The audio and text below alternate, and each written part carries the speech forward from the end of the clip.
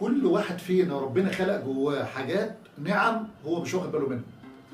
لازم تدور جواك على اجمل حاجه فيك وتبينها وتظهرها وتنميها وتكبرها، عشان هتبقى دي العامل المميز ليك، العامل اللي هو هيفرق مع العالم قوي. ان انت عندك الحته دي، عندك في حاجات بتبقى ربنا خلقها جواك، وفي حاجات انت بتتعلمها مع الوقت، مع التعامل مع الدنيا مع البشر.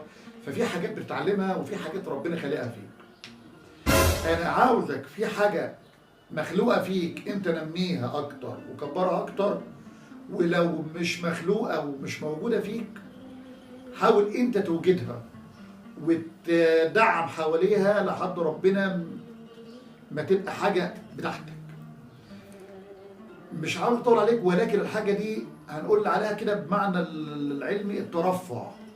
يعني ايه الترفع؟ يعني ان انا دلوقتي ما اشغلش بالي بتفاهات الامور.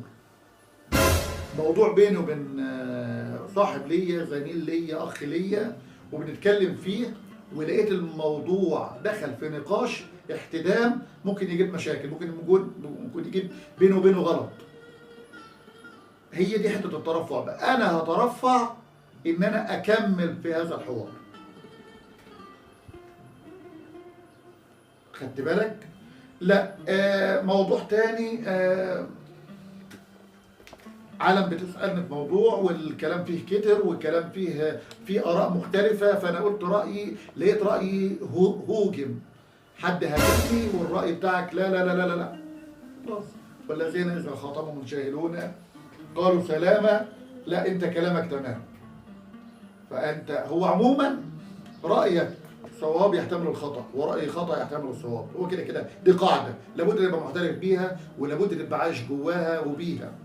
لكن في امور لا هتتطلب منك ان انت بالمعنى بتاعنا كشباب، بتاع الشباب اللي من دول، تكبر دماغك، تنفض، ما تهلكش طاقتك ودماغك وحياتك وتدمر يومك لمجرد امر. انت لو اقمت الحجه ان انت اللي على حق مش هتستفيد، ولو التاني اقام الحجه ان هو اللي على الحق انت مش هتخسر. فامور كلها تفاهات، وتلاقيها الموضوع اللي بتتكلم فيه من بدايته هو تفاهه. ده ممكن نبقى بيتكلم مثلا وليكن يعني ده المباراه الفلانيه واللاعب الفلاني والاغنيه الفلانيه، لا فلان اللي مغنيها، لا والله فلان اللي مغنيها، طب تعالى يا فلان اشهد فلان اللي مغنيها ولا فلان اللي مغنيها. كلام كله في تفاهات، وانت هتدخل في نقاشات ومواويل انت في غنى عنها.